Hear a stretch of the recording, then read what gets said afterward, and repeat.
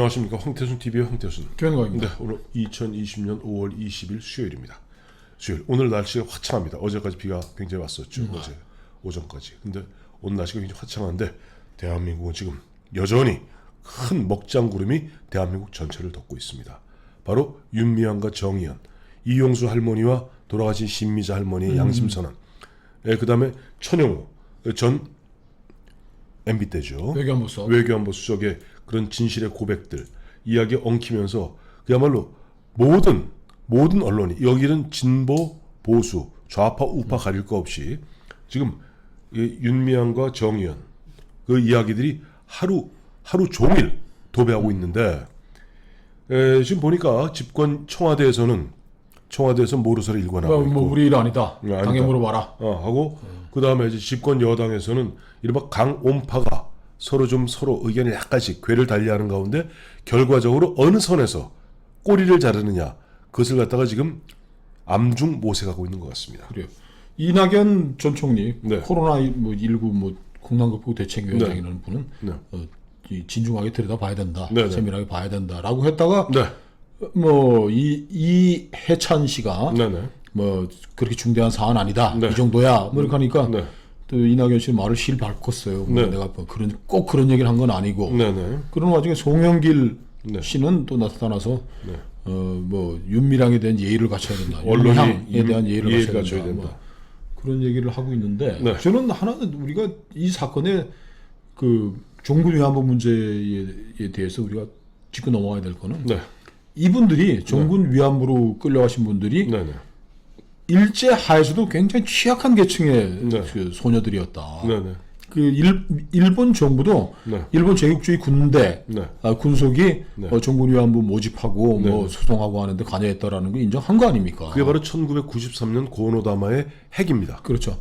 그 일본이 이제 그 일본 정부의 책임을 떠안을 수밖에 없는 게 이제 고노다마부터 나오는 건데 한번 생각해 보세요.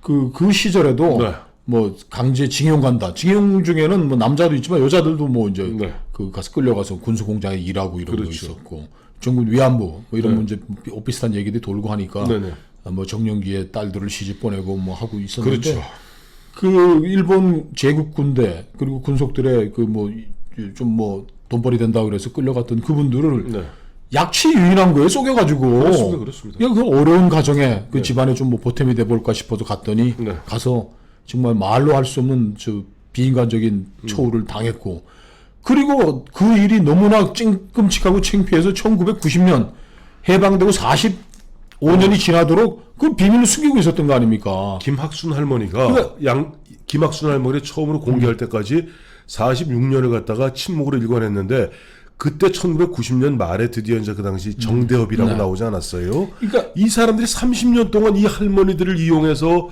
우리 지금 현재 지금 일주일 열흘째 보고 있는 대로 할머니들을 갖다가 그야말로 돈벌이의 도구로 이용했고, 자기들 호의호식했고, 거기에 보면 지난 언제입니까? 16년 전에 그 신미자 할머니 등은 정말 나쁜 이 악당들아 얘기했던 거 아니에요? 아니 이 사람들을 속여 끌고 간 일본 제국군 군속 이 사람들보다 더한 악당들. 자, 이 할머니들이 어려운 가정에서 그 전쟁 미얀마 버마 전선까지 끌려가가지고서 참 말로 표현할 수 없는 정말 치욕적인 일을 당하고 그 할머니들이 한국에 와서 잘 살았겠습니까? 그러니까요. 그런 트라우마를 가지고 어려운 생활 속에서 정말 숨기고 또 부끄러워서 그걸 숨기고 살던 그 할머니들 이용해서 돈벌이를 했다는 건, 이건 정말 앵벌이 중에서도 최악의 앵벌입니다. 그러니까 국민들이 분노하는 거예요. 저 의지할 데 없는 할머니들, 곧 돌아가신 할머니들, 그 할머니들 좀 돌봐주는 그런 거 하겠다고 그래서 아이들이 수요 집회 때마다 어떤 분은 또 종군 위안부 문제 깊숙이 갔던 분은 그 수요 집회에 모금통 갖다 놓은 사람이 윤미향이다. 참 재테크에 능하다는 사람이다 공격까지 했는데, 그러니까 국민의 분노가 막 치밀어 오르는 게, 어떻게 저렇게 정말 우리 민족이 가정이 어려운 가정에서 태어나서 나라도 없이 일본 놈들한테 끌려가가지고서 평생을 외롭고 힘들게 산 할머니들을 올라타가지고 돈벌이하고 재테크했다라는 거에 대해서 우리 국민이 분노하는데, 여당이 이렇게 하면 안 되는 거죠. 자, 이 30년 동안 보면 그 당시에 보면은 그들 뭐 윤미향을 비롯한 그 윤미향의 전신인 뭐 옛날 이미경이니 지은이니 네. 그 뭐죠 정대협 그 간부들 주로 이하여대 나온 친구들 중심으로 해서 인권이니 여성 평화니 어쩌고 저쩌고 했을 때 거기에 보면 지금 현재 민주당 문재인 뒤에 민주당 정부에서 거기도 은근히 얽혀 있었던 거 아니에요. 그래갖고 이것이 30년을 얽혀서 막 뒤엉켜 있는데 저 국민들이 다 한 거예요. 최근에 보니까 우리나라 지금 언론 지형이라는 것이 좌우 보수와 진보가 분명하지 않습니까? 그럼에도 불구하고 최소한 이 문제에 관한 중앙일보가 가장 앞장서서 지금 보면 윤미향과 정의연, 정대협을 갖다가 공격하고 파헤치고 있고 조선동아가 지금 함께 힘을 보태고 있는 가운데 뭐 경향, 뭐 한겨레 등 이른바 진보, 좌파 매체들도 최소한 팩트만은 전하고 있어요. 어젠가는 MBC PD 수첩이 네. 그 불교계 쪽에서 했던 나눔의 집. 나눔의 네. 집 거기에 그 회계 네. 불투명성, 네네. 엉터리 네. 그 운영, 네. 뭐 할머니들이 와서 뭐 아무것도 안 했다, 뭐 네. 이런 것들 또 폭로했단 말이에요. 그러니까 이 뭐 NGO들의 전반적인 그 윤리의식의 타락. 네. NGO라는 게 정부와 권력을 감시하는 거기 때문에 정부에서 특활비, 네. 뭐 판공비, 풍요유지비 없애라 그래가지고 다 지금 대통령까지 다 지금 깎고 한 것들이 네. 그런 건 NGO들이 공입니다. 권력을 감시한 네. 건데 그렇다면 자기들의 회계 기준이라든지 네. 운영에 있어의 투명성이라는 건 정부 기구보다 높아야지 비판할 수 있는 거 아닙니까? 그렇죠. 이거 어물쩡 이게 넘어가고 있는 것에 대해서 MBC PD 수첩까지 나와가지고 네, 네. 그 종훈위안부 할머니들 돕겠다고 했던 불교계 쪽의 비리에 대해서도 네. 또 폭로를 했으니까 네. 정의 뭐 연대 기억연대에 대해서도 뭐 마찬가지 일이겠죠. 예. 이제 이렇게 됐으면 문제는 자 이와 같이 천인공노할 범죄가 30년 동안 버젓이 벌어졌음에도 이제 그것이 폭로되었는데도 윤미향 씨하고 윤미향 씨 관련된 뭐 이규민 의원이라든가 등등등등등 계속 변명 아닌 변명 이 자그마한 손바닥 하나로 지금 하늘을 가리려 들고 있고 앞서 말씀드린 대로 지금 집권 여당에서는 적당한 선에서 꼬리 자르고 예를 들어서 제명을 했던 출당을 시키던 이 사람 빠지다는 건 아무 문제가 없거든요. 다만 이 사람 우리 사람 아니야. 마치 청와대가 당에서 한 일이라고 모르쇠로 하듯이 그러니까 모르쇠라고 발 뺄라 그러는데 저는 최소한 윤미향 씨를 갖다 출당 제명시켜서 안 된다고 봅니다. 그렇죠. 민주당이 책임지고 왜 더불어시민당 만들면서 막 같이 갔잖아요. 시민운동하고 예, 예. NGO들하고 활동했던 문재인 대통령이 대통령으로 있는 대한민국에서 이 사건을 유야무야해서는 안 된다. 지금 그 정의연, 정의기억연대와 또 윤미향 씨 주변 네. 그리고 뭐 저 관변 이제는 뭐 우리나라의 주류 언론인 네. 김어준까지 나와가지고 예. 뭐 회계에 약간 뭐 문제가 있는 것이 회계에 문제가 있는 것이지 네네. 뭐 나쁜 짓은 아니라고 하는데 이게 또 회계한 궤변인 것이죠. 네. 지금 주식회사에서도 주식회사의 오너들도 네. 그 배임 횡령으로 감옥 가고 하는 것들이 회사 돈이지만 네. 그걸 임의로 자기의 마음대로 쓰거나 뭐 해서는 안 되는 게 배임 횡령죄 아닙니까? 그렇죠. 그 지금 뭐 어디 뭐 안성에다 뭐 무슨 쉼터 해가지고 10억 현대중공업에서 받자마자 뭐 7억에 사서 뭐 시세보다 뭐 2억짜리를 뭐 7억에 샀다는 증언까지 오늘 나오고 하는데 예. 그렇게 사가지고 뭐 4억에 또 되팔고 예.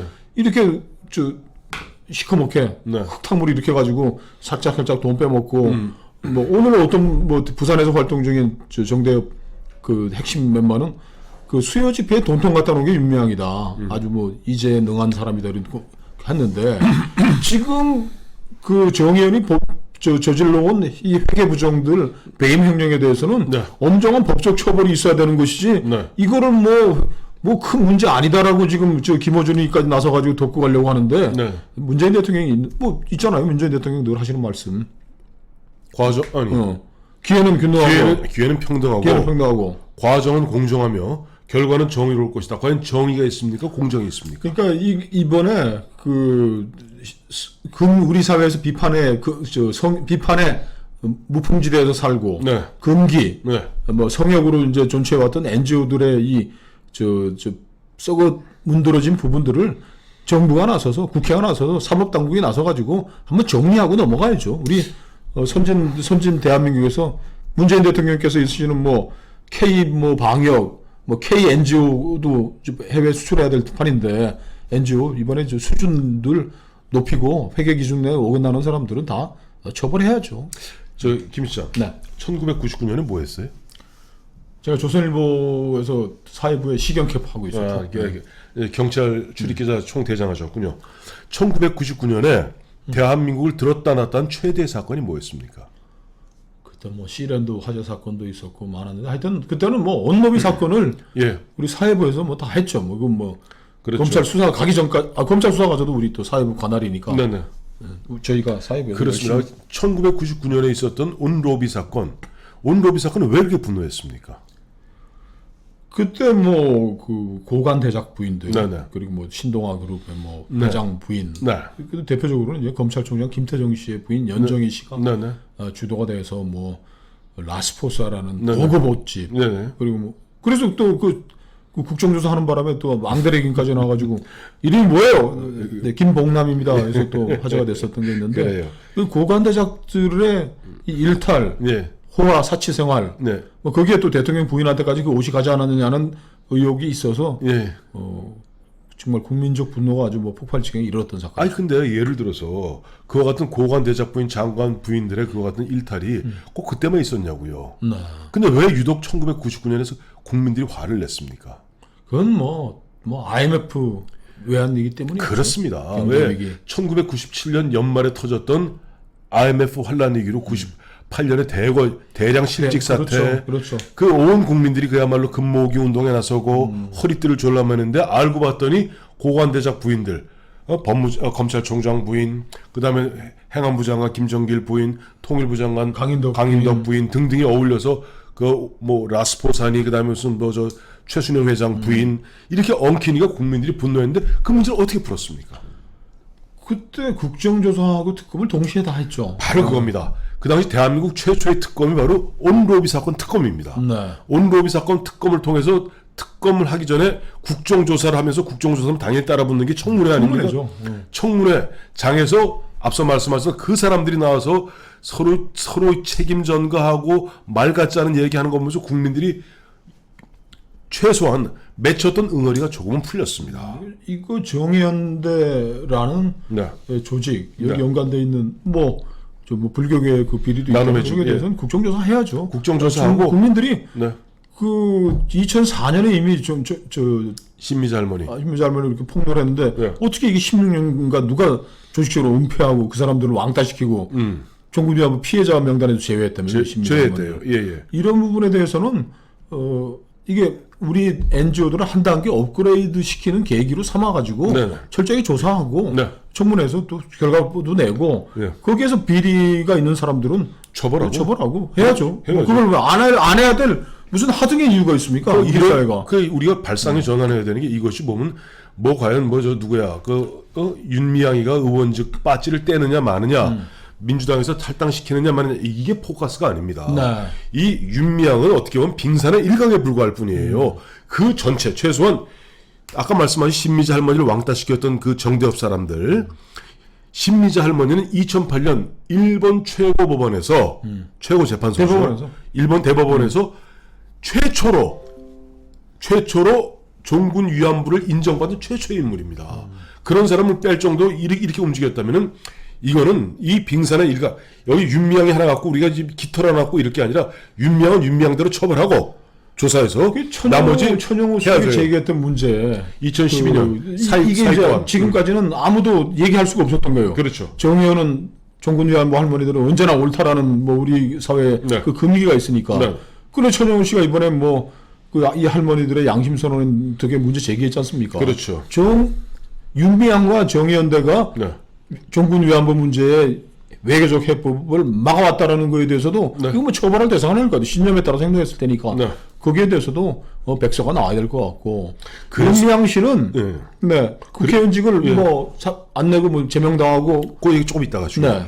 아까 조금 전에 말씀하셨는데 그러니까 보면은 예를 들어 2012년 당시 천영호 수석 등등등 이런 것들은 그 문재인 대통령이 이번 5월 18일 날 저 광주 가서 한 얘기 있지 않습니까? 네. 뭐 만델라식 해법 이야기하면서 처벌이 목적이 아니라 역사의 기록 남기는 게 중요하다면서요. 그래요. 40년 전에는 5.18도 그렇게 추궁하는데 네네. 지금 뭐 지난 2004년 이후에 윤미향 씨의 이 그 독단적인 뭐 행태, 2012년 천영호 수석이 증언한 부분. 정군 위안부 외교적 해법을 막았던 것들에 대해서는 네. 끝까지 추적해서 국정조사, 청문회, 그리고 경우에 따라서 특검도 해야죠. 해야 되고, 그 다음에 윤미향 씨 같은 경우는 지금 보면은 여러 가지 범죄 혐의 들어왔으니까 지금 검찰에서 지금 빨리 수사 들어가야 되는 거 아니에요? 지금 일부 수사는 하고 있습니다만은. 해야 돼요. 이거 안 할 수가 없는 겁니다. 네네. 이게 그리고 윤미향 씨가 만약에 6월, 7월 넘어가지고 국회의원 배지 달고 있다면은 네. 그 공수처 7월에 뭐 발표하게 된 공수처에 1호 수사 대상으로 해서 그렇죠. 해야죠. 공수 그럼 1호 수사 대상으로 공수 대상이니까. 예, 예. 근데 이제 일본 이제 윤미향 씨 쪽에서는 이런 얘기를 할 겁니다. 그러니까 공수처 법에 따르면은 2조 3항에 따라서 고위공직자 범죄라는 고위공직자 재직 중에, 그러니까 이 고위공직자 이제 구현이 들어가거든요. 재직. 그러니까 내가 만약 그 있었던 일은 있었던 일은 국회의원 되기 전의 일이니까 나는 공수처 수사 받을 수 없다라고 버틸 수가 있어요. 근데 이미 그 윤미향 씨가 당선자 신분으로 네. 대한민국의 그 국영 방송인 네. 저 김어준의 이게 나와가지고 지금 네. 벌써 뭐 나는 뭐 잘못한 거 없어요 하는데 네.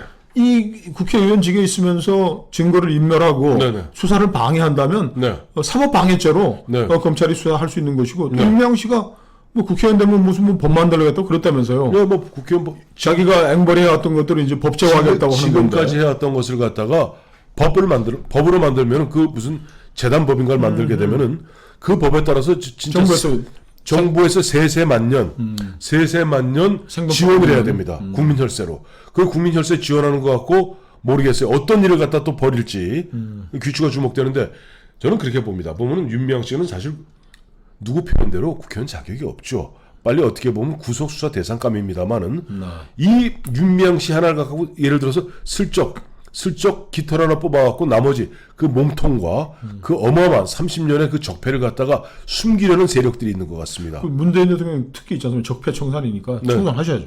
청산하셔야죠.